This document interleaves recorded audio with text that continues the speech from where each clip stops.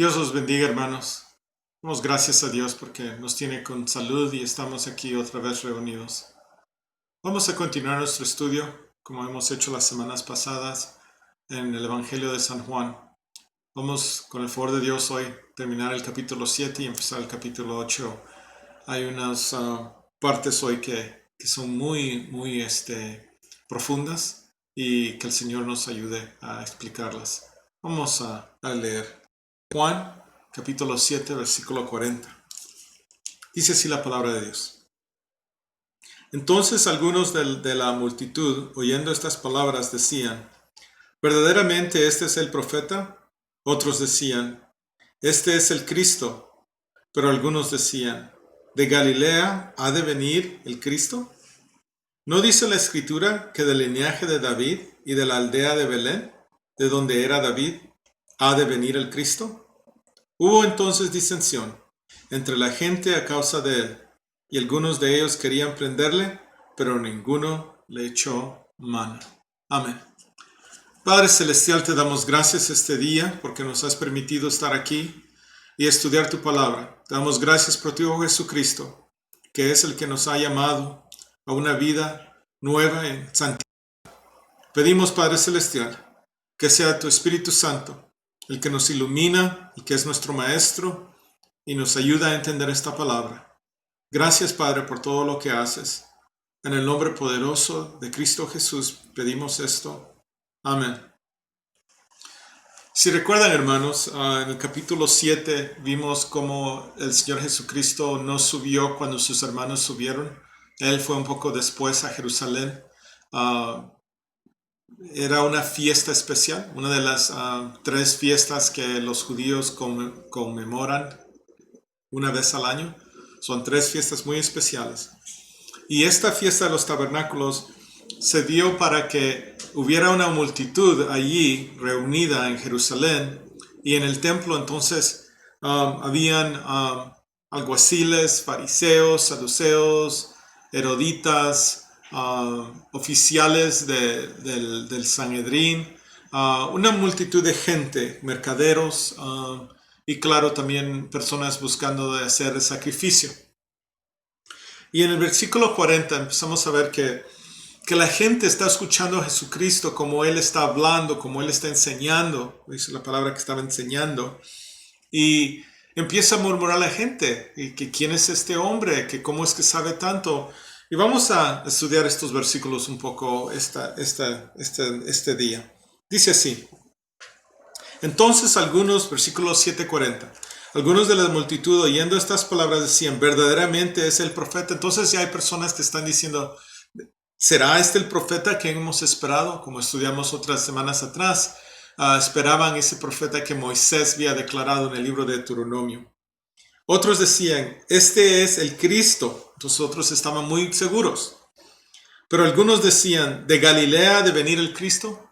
Y aquí vemos que, como en todo lugar, ¿verdad?, la gente siempre está hablando de algo que les interesa. Y cuando les interesa algo, pues las noticias corren. Entonces me imagino aquí que habían personas que habían dicho: yo creo que este es el Cristo. Tal vez habían escuchado a la gente de Samaria, de donde venía la mujer samaritana, donde los discípulos habían escuchado que ella había exclamado esto, tal vez los propios discípulos, pero alguien había escuchado que posiblemente Jesús era el Cristo. Pero también aquí vemos que dicen que si venía de Galilea, versículo 42. ¿No dice la Escritura que del linaje de David y de la aldea de Belén, de donde era David, ha de venir el Cristo? Aquí empezamos a ver que siempre hay personas que conocen ciertas escrituras y aquí hay alguien que está diciendo, no dice quién es, pero dice, tiene que ser del linaje de David, y eso es correcto. Jesucristo era necesario que viniera del linaje de David. Y de la aldea de Belén, también está escrito en el Antiguo Testamento, en los profetas nos dice, los profetas menores, que Jesucristo iba a venir de la aldea de Belén. De donde era David ha de venir el Cristo. Entonces unos sabían que estaban firmes, no es de Galilea, sino que es... Pero como siempre, lo que no has acontecido aquí es que una indagación, hablar con Jesús y preguntarle de dónde nació Él, sino que están saltando a conclusiones. Dice el versículo 43. Hubo entonces disensión entre la gente a causa de Él. Entonces hay una división, se están haciendo sectos, ¿verdad? O sectas de personas que dicen, no, yo creo que Él es el Cristo. Otros dicen, no, no creo porque es de Galilea. Pero hay una división en el templo porque hay mucha gente ahí. 44 dice, y algunos de ellos querían prenderle, pero ninguno le echó mano. Y aquí es que hay personas que dicen, bueno, si Él en realidad es el Cristo, si Él es el profeta, si Él es el que Él dice que es, entonces hay que llevarlo delante de los oficiales, delante del Sanhedrin, delante de los oficiales de los judíos, los que estaban encargados, los sacerdotes, y quieren aprenderlo, pero Jesucristo no es tan fácil de agarrar, porque lo que necesitamos acordarnos es que Dios tiene su tiempo y su hora todavía no había llegado, y Dios no permitía que ellos lo tomaran en mano.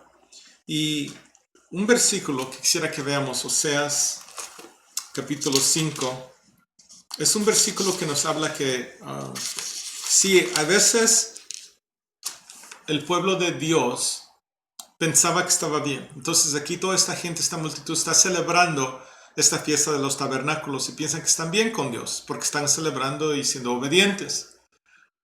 Pero muchas veces, aunque el pueblo hacía, se podría decir, el rito o tomar las acciones que estaban escritas como mandamientos, eso no permite acceso a Dios. Y en Oseas 5, 6 nos habla de que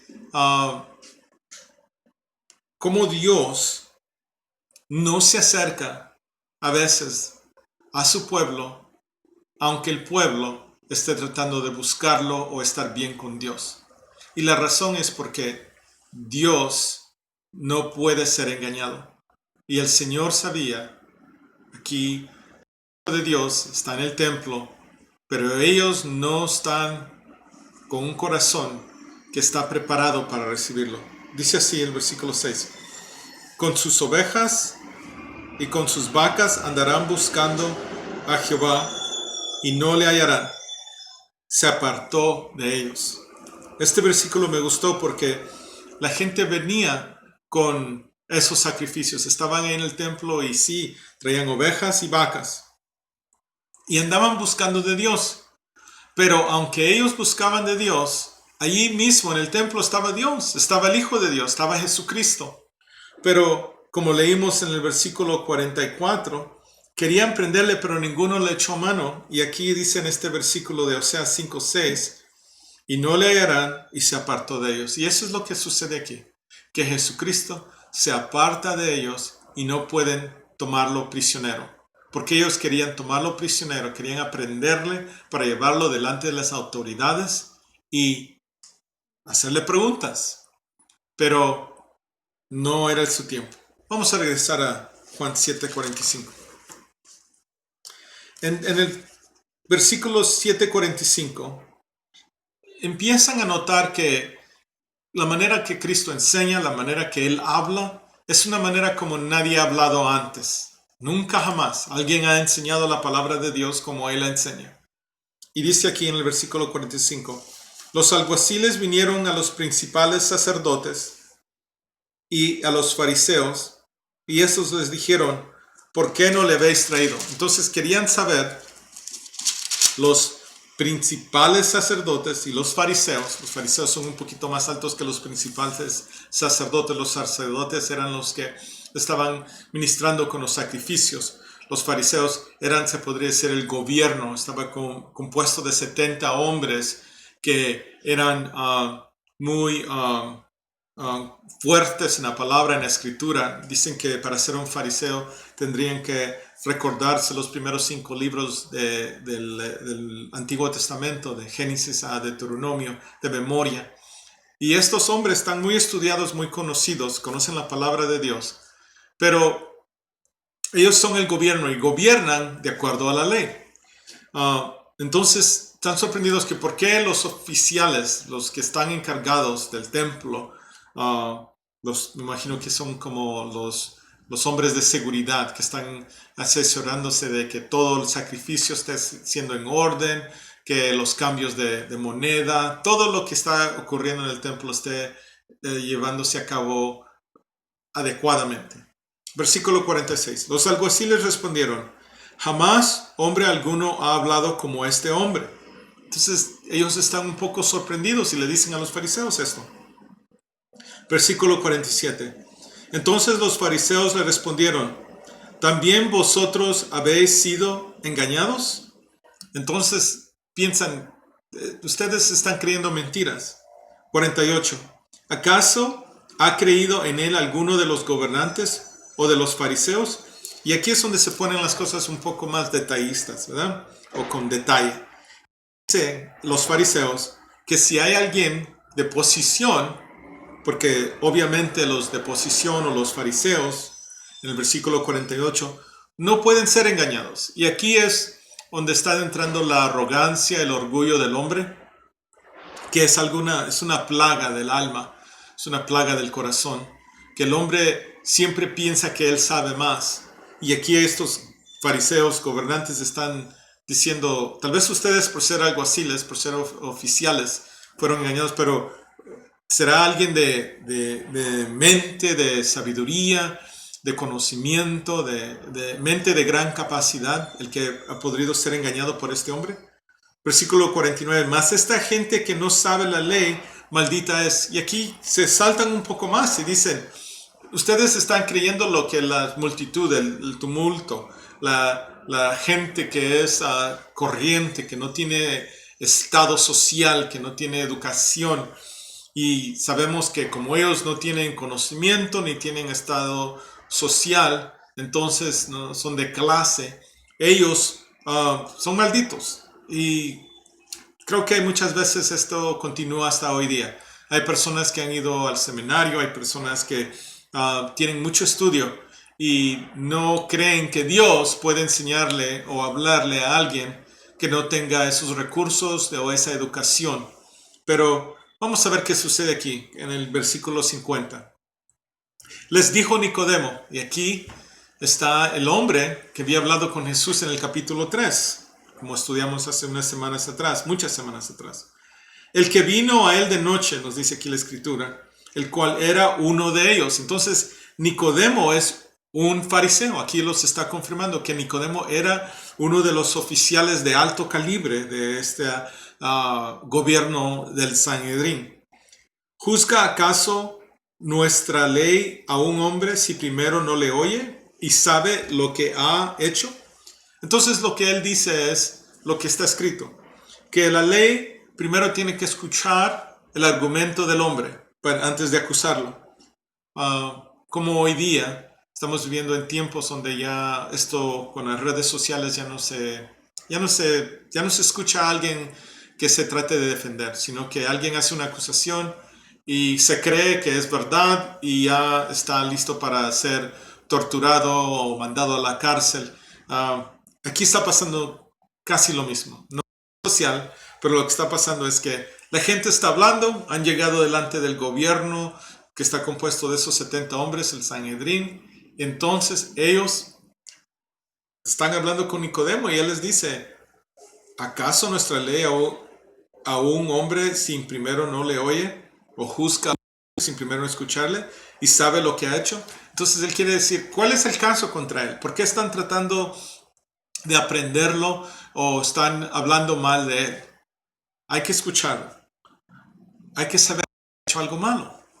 Versículo 52. Respondieron y le dijeron, ¿eres tú también Galileo? Entonces, en eso sí se sienten fuertes y seguros, que Jesucristo es un Galileo. Entonces dicen, tal vez Nicodemo, tú eres como él, eres un Galileo. Escudriña y ve que de Galilea nunca se ha levantado profeta.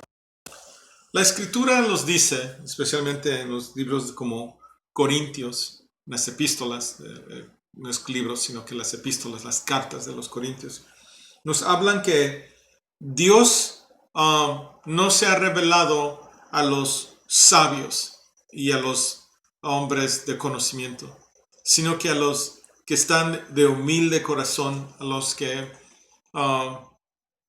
son sencillos, los que no tienen educación. Si miramos la vida de Jesucristo y a quien Él se acercó, sabemos que los discípulos eran hombres de trabajo no religioso, sino trabajo secular. Muchos de ellos eran pescadores. Creo que los cuatro, Jacob, Juan, Andrés y Pedro, los dos son pares de hermanos. Ellos eran trabajadores de la pesca.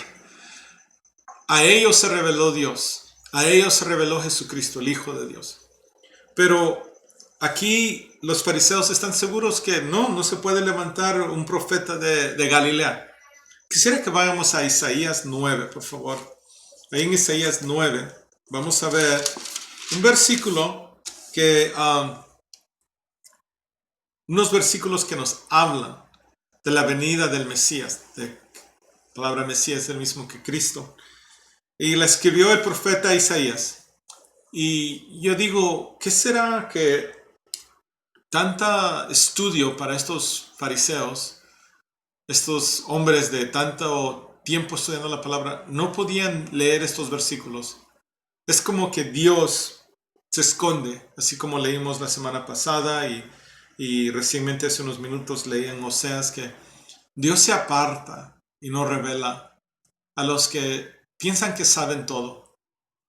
Es bueno, hermano o hermana, que nosotros nos acerquemos a las Escrituras, al reino de Dios, a Jesucristo, con un corazón bajo, contrito, humilde, sencillo, y no decir que sabemos todo.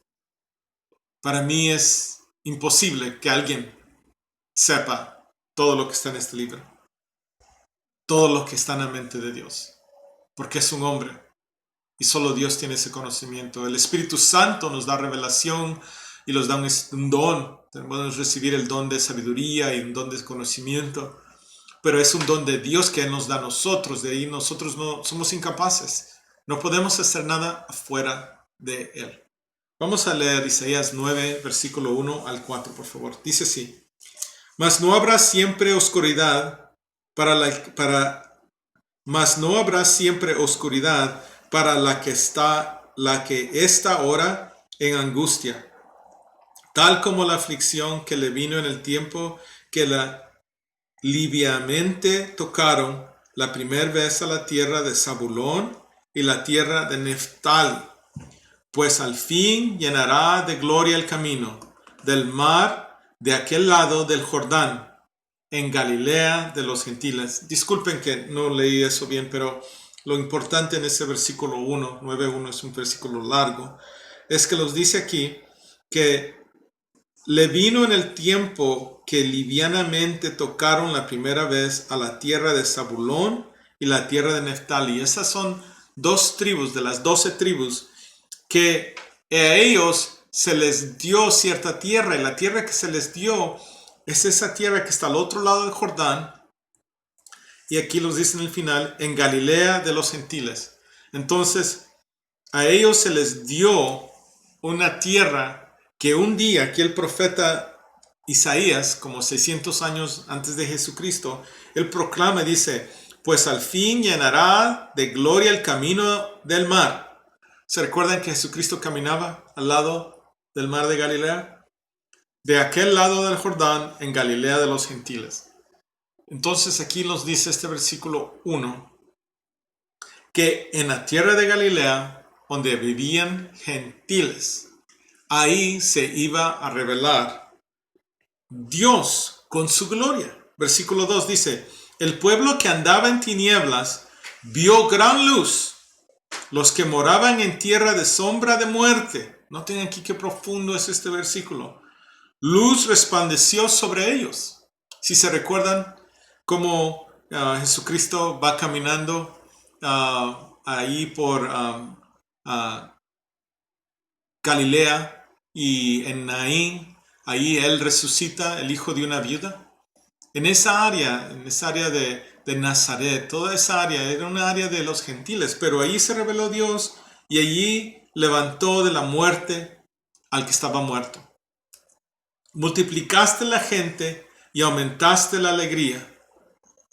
Cuando la gente comió, cuando esos 5,000 personas comieron, o varones, ellos se alegraron. Se alegraban delante de ti como se alegran en la siega. Noten aquí que usa esa palabra siega, como que han colectado lo que habían sembrado. Cómo se gozan cuando reparten despojos. Versículo 4. Porque tú quebraste su pesado yugo. Esa gente estaba cargada de pecado, de enfermedades y de muerte.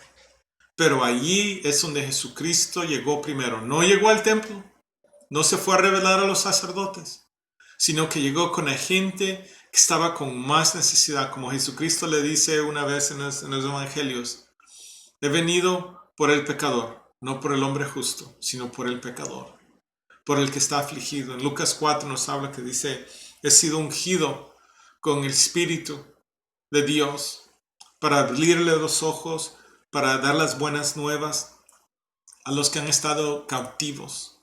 Y esta gente en esta área de Galilea, que antes tierra que había sido dado antes a la tribu de Neftali y de Zabulón, ahí se reveló Dios, ahí se reveló Jesucristo. Y a la vara de su hombro y el cetro de su opresor, como el día de Madián. Voy a leerlo otra vez. Porque tú quebraste su pesado yugo, y a la vara de su hombro y el cetro de su opresor, como en el día de Madián. Y aquí este versículo 4 nos habla de Madián, el día cuando en Jueces, muchos de ustedes tal vez se recuerdan de Débora, en Jueces, ahí es donde sucedió esta batalla. Entonces, en esta tierra es donde nos dice aquí la Escritura que allí vendría la gloria, que ahí vendría una gran luz que resplandecería sobre ellos, que se iban a alegrar y que ahí se iban a repartir despojos.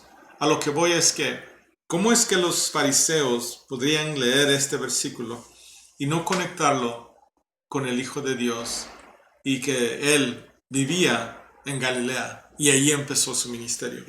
Bueno, Dios no les dio esa revelación. Entonces ellos terminan y dicen a Nicodemo, enséñanos cuando dice en Escritura que sí esto se lleva a cabo. Vamos a regresar a Juan 7:53. Aquí vamos a ver un evento que sucede, pero es muy interesante que en el versículo 53 dice algo que luego continúa en el primer versículo del capítulo 8. Y es uno de los mejores ejemplos en la Biblia de cómo nosotros no debemos de parar de leer las divisiones entre capítulos. La Biblia no fue dividida exactamente. Fue algo que cuando estos evangelios, estos libros fueron escritos, o las epístolas, cualquier libro de la Biblia, no tenía esas divisiones, queriendo decir el autor no hizo esas divisiones, sino que fueron añadidas después. Fueron añadidas posiblemente casi 1000 años después de que estos libros fueron compuestos por alguien que trató de ayudar para recordar y encontrar ciertas citas más exactamente. Lo que voy es que este es uno de los mejores ejemplos. Vamos a leer Juan 7:53 a Juan 8, versículo 2. Dice así la Escritura. Cada uno se fue a su casa. Ahí queda el 53. Versículo 8:1. Y Jesús se fue al monte de los olivos y por la mañana volvió al templo y todo el pueblo vino a él y sentado él les enseñaba.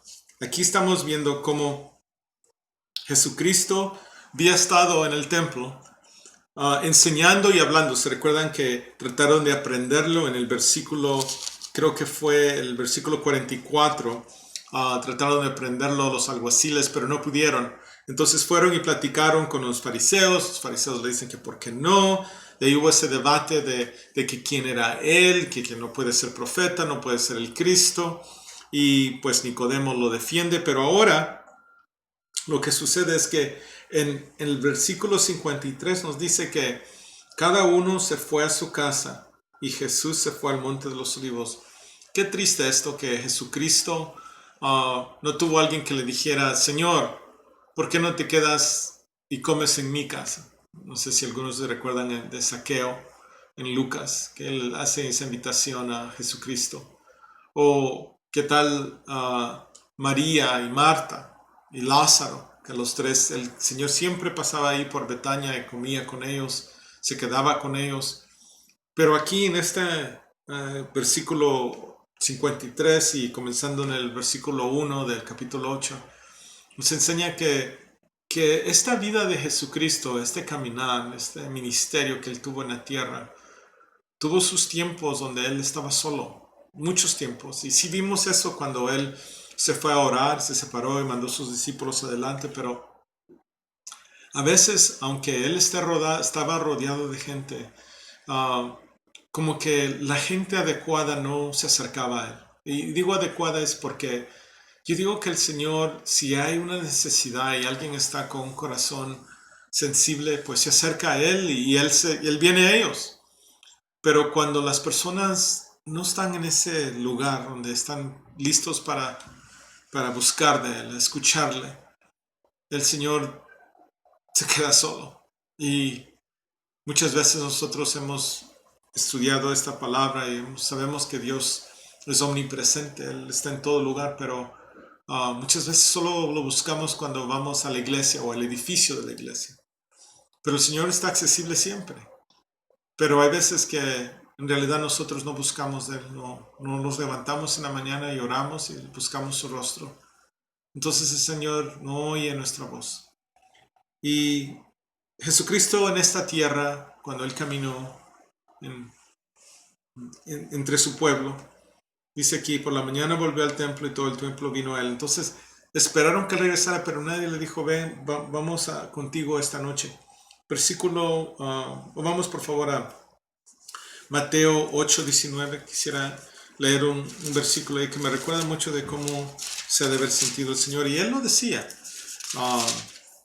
que no era como los hombres de renombre hoy día, ¿verdad? Ninguno tiene una noche libre para poder convivir con alguien. Siempre los hombres de renombre en estos días tienen muchas invitaciones, muchas cenas, muchos eventos, muchas llamadas, muchas cosas que hacer, pero Jesucristo no siempre, aunque había tenido un día lleno, estaba en una fiesta, él no tuvo un lugar. Entonces Mateo 8:19 dice así.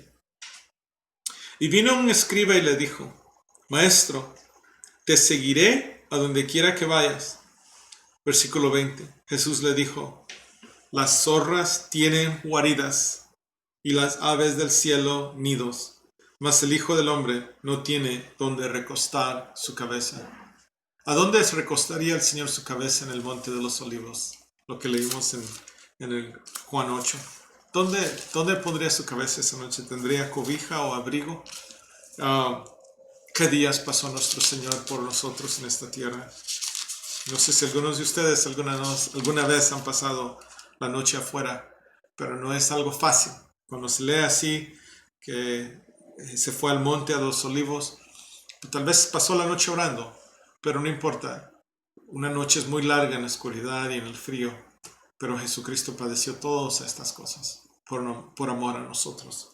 Vamos a continuar aquí en Juan 8, 3 al 11. Es uno de los acontecimientos en los evangelios más, como dije antes, es profundo, tiene mucho detalle, mucho que enseñarnos a nosotros. Vamos a leer. Entonces los escribas y los fariseos le trajeron una mujer sorprendida en adulterio y poniéndola en medio.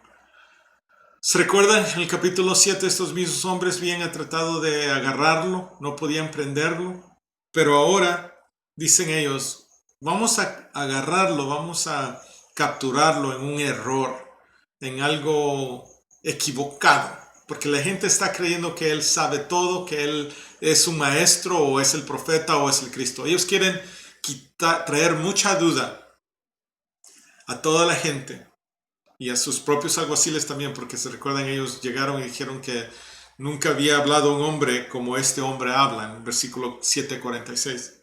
Pero ahora vienen los escribas y los fariseos, le trajeron una mujer sorprendida en adulterio. Quiere decir que la agarraron a la mujer cuando estaba cometiendo el acto de adulterio y poniéndola en medio, queriendo decir, la pusieron enfrente de Jesucristo, en medio de Jesucristo y ellos. Le dijeron, maestro, esta mujer ha sido sorprendida en el acto mismo de adulterio. Queriendo decir, o ella estaba casada y estaba teniendo relaciones con un hombre, o era un hombre casado que estaba teniendo relaciones con ella, entonces ella había cometido adulterio. Entonces ella había cometido adulterio porque ella había transgresido su matrimonio o porque el hombre había transgresido el matrimonio. No los dice ese detalle, pero si leemos esto de una manera que lo está diciendo es que ella es la culpable. Vamos a examinar eso un poco después. Versículo 5. Y en la ley nos mandó Moisés a apedrear a tales mujeres. Entonces aquí ellos vienen con esa ley. Que dicen, aquí tenemos las escrituras, nos dice Moisés qué es lo que debemos de hacer, qué seguros están ellos. Tú pues, ¿qué dices? Y aquí viene la prueba, donde quieren capturar a Jesucristo. Versículo 6.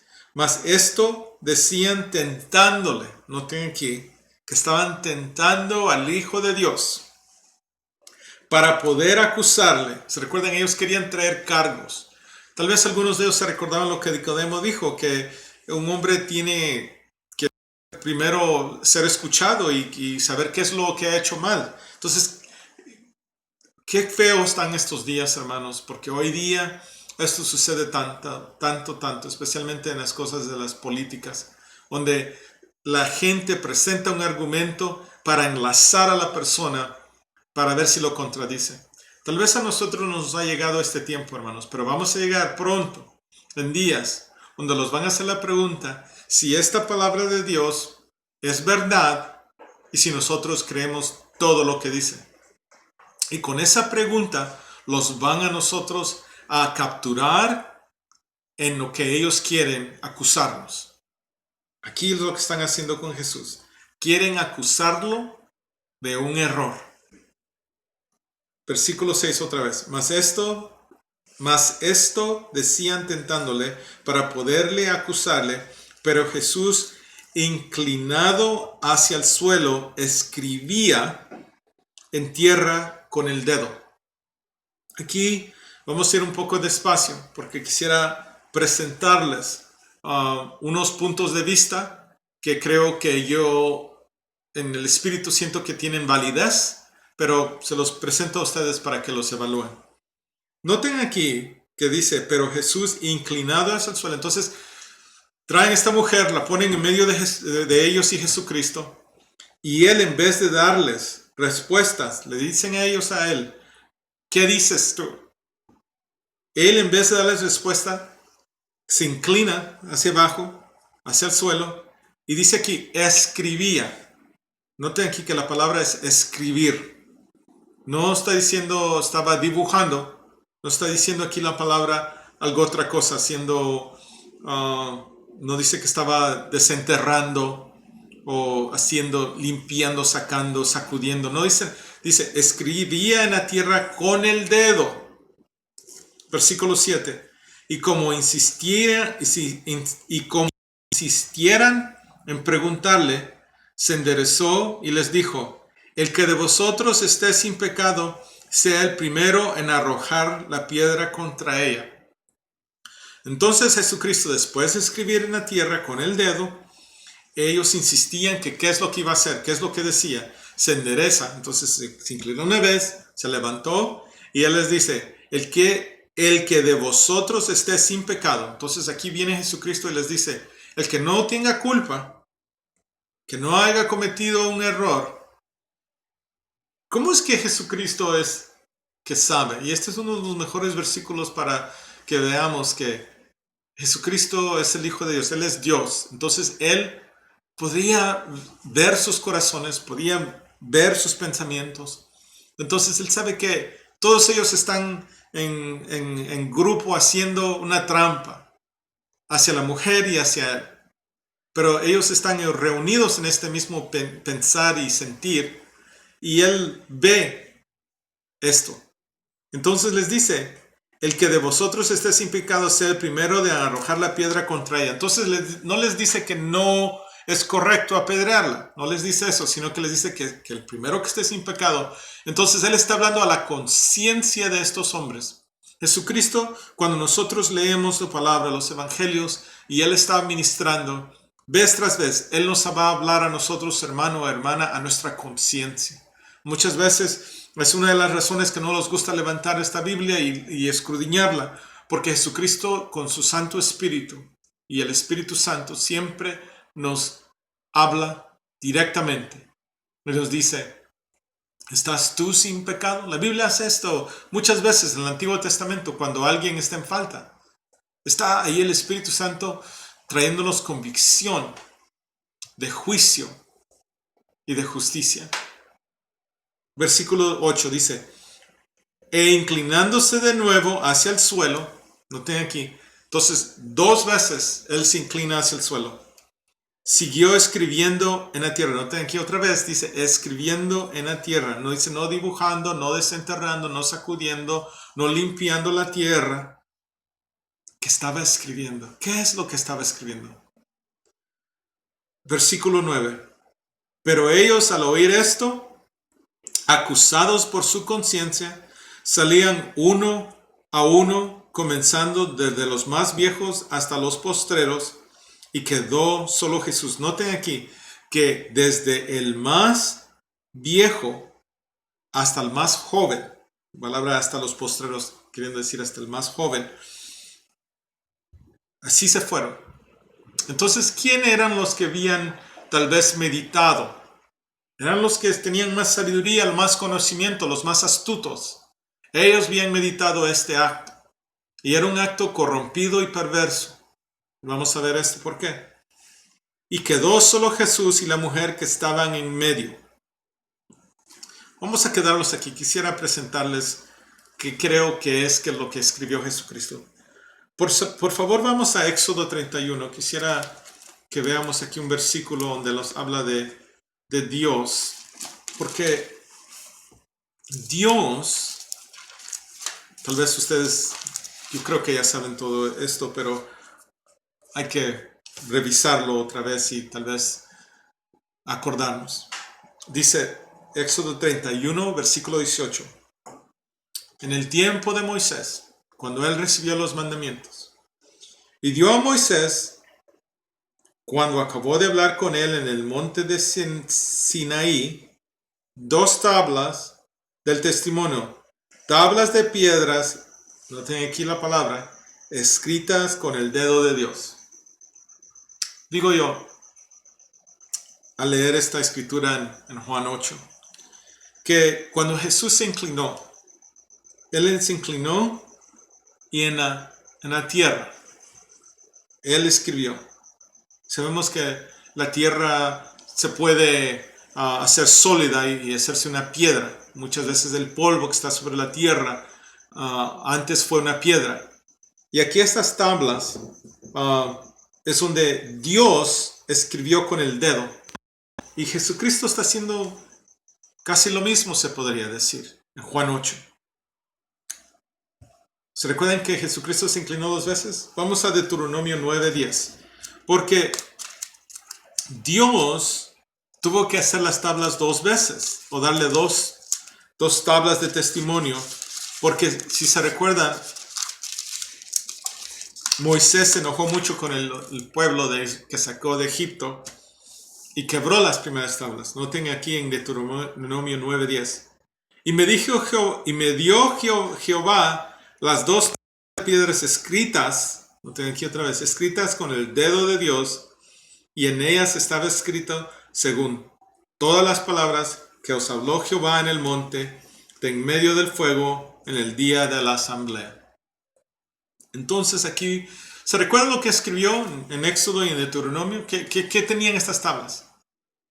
Tenían ese mandamiento, que el hombre no debe de cometer adulterio. Sí, es el mismo mandamiento que lo están acusando, o están acusando a esta mujer. Pero Jesucristo viene y escribe 2 veces. Pero sí, acabamos de leer que con el dedo Dios escribió esas tablas. Ahora Jesucristo está escribiendo en la tierra cuando Él se inclina. Pero ¿qué es lo que escribió? Vamos a Levítico, por favor, Levítico 20. Aquí quisiera traerles a ustedes Levítico 20:10. ¿Se recuerdan que les dije que era un acto perverso y corrompido que lo que habían hecho ellos? ¿Cómo es que ellos habían encontrado a esta mujer? Si la encontraron en adulterio, esta mujer, porque se recuerdan el detalle que la escritura nos dice que estaba en el mismo acto, ¿estaba sola? ¿Por qué estos hombres acusaron a esta mujer de este gran pecado? Es uno de los 10 mandamientos más importantes, especialmente los segundos 5 mandamientos que tienen que ver con el prójimo. La acusaron a ella, pero no trajeron algo. Vamos a ver aquí, en Levítico 20:10, dice, si un hombre, noten aquí, si un hombre cometiera adulterio con la mujer de su prójimo, el adúltero y la adúltera indefectiblemente serán muertos. ¿Qué es lo que nos dice aquí la escritura en este mandamiento que Dios da? Que para llevar a cabo la justicia, los dos tienen que ser apedrados o ser muertos, porque los llevaban a ser muertos, los hacían muertos apedreándolos. Pero dice aquí muy claramente en Levítico 20:10 que es el hombre adúltero y la adúltera. Les hago la pregunta, ¿por qué no trajeron al hombre con que esta mujer había cometido el pecado? ¿Por qué solo trajeron a ella? ¿Cómo son de traicioneros ellos? Que tratan de capturar a Jesucristo en un error, mientras Él, digo yo, es mi opinión, que Él cuando se inclinó la primera vez, Él escribió este versículo de Levíticos. Y quién sabe si tal vez puso el símbolo de Levítico y escribió esto, que tenían que ser los dos. Ahí estaba un pecado que estaban cometiendo ellos, porque no estaban siendo justos. Porque si estaban siendo justos delante de la ley de Dios, tenían que traer los dos. Por eso Él les puede hacer esa pregunta. El que no tiene pecado, que tire la primera piedra. Cuando Él escribe eso en el piso, ahora Él tiene la autoridad de acusarlos a ellos mismos de una transgresión. Vamos a Deuteronomio 22:22. Noten aquí que es escrito 2 veces. Jesucristo se inclinó 2 veces. Deuteronomio 22:22 dice, si fuere sorprendido alguno acostado con una mujer casada con marido, ambos morirán. Note ahí que los dos tienen que morir. El hombre que se acostó con la mujer y la mujer también. Así quitarás el mal de Israel. La manera que Dios dio esta ley es que la gente tuviera un temor de Dios, un temor de transgredir los mandamientos de Dios. Y dice que los dos, ambos morirán. Pero estos hombres están listos, prestos para hacer justicia. Están ahí, ponen la mujer en medio de Jesucristo y de ellos y dicen, ¿qué dices tú? Pero no estaban siendo justos, porque no estaban cumpliendo la ley a su plenitud. Es que es el hombre incapaz de cumplir la ley sin la gracia de Dios. Necesitamos el Santo Espíritu de Dios para que Él nos dé la sabiduría, el conocimiento y la pureza para hacer algo justo, porque hemos sido regenerados o incapacitados por el Espíritu Santo. Y ahí el hombre está lleno de error. Y estos hombres no solo traían el pecado de, primero, tentar a Jesucristo, acusarlo para traerlo a arresto, lo querían arrestar. Ya van 2. Tercero, querían que él dijera que si era bien apedrear a esta mujer en adulterio. No trajeron al hombre que estaba con ella, porque dicen que la encontraron en el mismo acto, y también la quieren matar. ¡Qué dureza de corazón! ¡Qué dureza de corazón! Vamos a Juan 8 otra vez. Vamos a terminar esos versículos. Quisiera que veamos cómo Jesucristo les dice, ¿verdad? En Juan 8, en el versículo 9. Pero ellos, 8:9, Juan 8:9, pero ellos al oír esto, acusados por su conciencia, salían uno a uno, comenzando desde los más viejos hasta los postreros, los más jóvenes, y quedó solo Jesús y la mujer que estaba en medio. Yo digo que el Espíritu Santo estaba obrando aquí y se estaba llevando, se estaba actualizando una escritura que está en Salmos. Por favor, vamos a Salmos 53, donde nos dice lo que hablamos antes, que nadie es capaz de ser justo. Versículo 1, Salmo 53. Dice así: dice el necio en su corazón, no hay Dios. Se han corrompido e hicieron abominable maldad. Eso es lo que estos hombres habían hecho. No trayendo al hombre, tratando de acusar a Jesús, y tercero, matar a una mujer. No hay quien haga bien. 53:2, Salmo dice: Dios de los cielos miró sobre los hijos de los hombres para ver si había alguno entendido que buscara a Dios. Muchas veces nosotros tratamos de buscar a Dios tratando de justificarnos a nosotros, acusando a otra persona. No hagamos eso, hermano o hermana. Nosotros no somos Dios para juzgar a alguien. Pero muchas veces buscamos a Dios, como estos hombres buscaban a Jesucristo, para acusar a esta mujer. Versículo 3 dice: cada uno se había vuelto atrás, todos se habían corrompido. No hay quien haga lo bueno, no hay ni aún uno. Por eso, cuando leemos en Juan 8:10 dice: enderezándose Jesús y no viendo a nadie, sino a la mujer, le dijo: mujer, ¿dónde están los que te acusaban?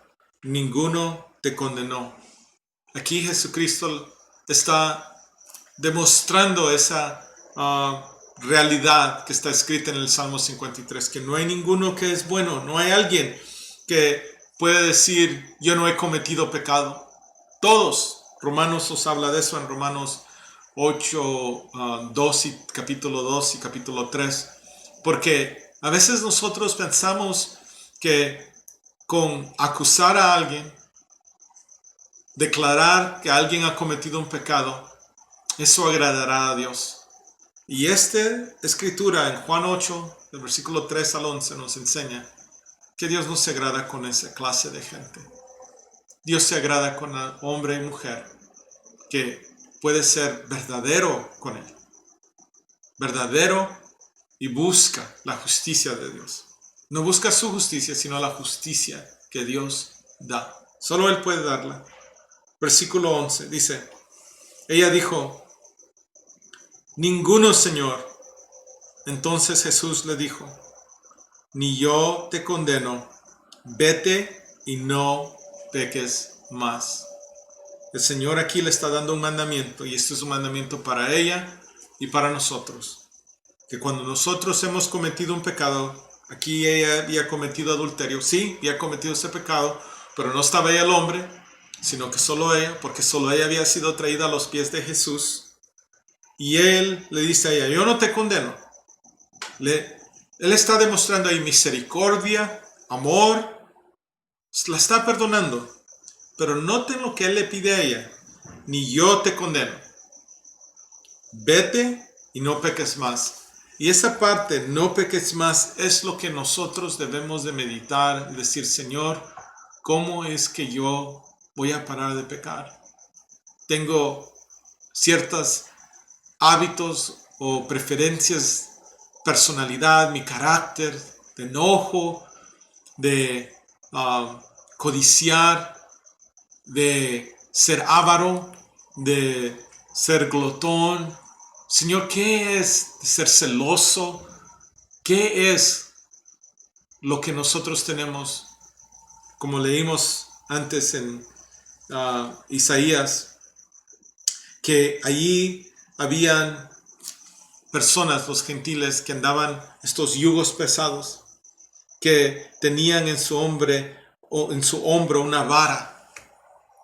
Hay muchas personas que están batallando con el pecado. Eso es lo que quiero llegar a decir. Y estamos batallando con el pecado, o están batallando con el pecado.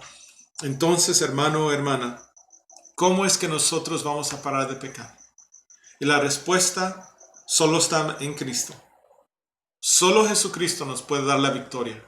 Solo Él los puede librar del pecado. Solo Él es esa luz que resplandece en una tierra donde solo había muerte y oscuridad. Porque sabemos que el pecado, la paga del pecado, es muerte. Entonces quisiera compartir Romanos 8:13, uno de los versículos más claros en decirnos cómo es que nosotros podemos parar de pecar. Dice así, Romanos 8:13, porque si vivís conforme a la carne, moriréis. Sí, vivir con la carne, no en el espíritu, trae muerte, porque estamos pecando. Mas si por el espíritu hacéis morir las obras de la carne, viviréis.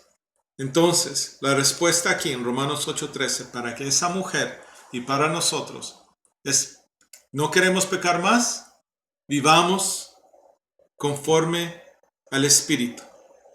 Hagamos las obras espirituales. Vivamos una vida espiritual, no en la carne, no en el viejo hombre, sino que en la nueva criatura que Cristo ha hecho en nosotros.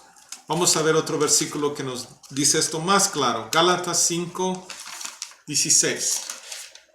Dice así, Gálatas 5:16. Digo pues, andad en el Espíritu, y no satisfagáis los deseos de la carne. Esta mujer llegó a cometer adulterio. Tal vez se podría hacer por necesidad. Tal vez podría ser de dinero. Pero, ¿para qué necesita el dinero? Para alimentar esta carne. Tal vez no fue por dinero, no sabemos. Tal vez fue porque ella codiciaba a ese hombre. Ella quería tener esas relaciones íntimas con este hombre para dar satisfacción a la carne. A lo que voy es que muchas veces nosotros caemos en pecados porque queremos darle placer a la carne. Sí, di ejemplos de celos. ¿Por qué celos? Porque es mi esposo, mi esposa, y yo lo celo. Pero esos celos son arraigados en nuestro propio ego, nuestro propio deseo, que nos da un celo donde podremos apartar o hacer que el esposo o esposo se aparte, se canse, porque siempre está la acusación. Hay otros deseos de la carne, como comer, que no podemos tener victoria, no podemos ayunar. Es una lista muy grande. A veces buscamos nuestra propia vanagloria, que nosotros tenemos ciertas habilidades, que vivimos en cierto lugar, nuestra educación. Todo esto está arraigado en el ser propio, en la carne. Y lo que hemos visto en Romanos 8:13 y Gálatas 5:16 es esto: que no le demos satisfacción a la carne, no le demos satisfacción al hombre viejo, sino que caminemos en Cristo, que caminemos en el Espíritu Santo, andad en el Espíritu. Que si vivimos por la carne, moriremos, pero si vivimos por el Espíritu, viviremos. Eso es lo que Jesucristo le pidió a esa mujer, que no pecara más. Y esa es la única manera que podemos parar de pecar, hermano o hermana. y tener victoria contra el pecado. Es caminar en la llanura del Espíritu Santo. Busquemos más del Señor. Busquemos más de su Espíritu Santo. Santifiquémonos más y más para que no tengamos razón de ser avergonzados en el día del juicio. Oremos, hermanos. Padre Celestial, te damos gracias, Señor. Gracias, Señor, por tu palabra. Gracias por tu enseñanza. Ayúdanos, Padre Celestial, a ser hombres y mujeres que leen tu palabra, que escudriñamos y buscamos tu revelación. No permitas que caigamos en engaño. Ayúdanos a ser obedientes.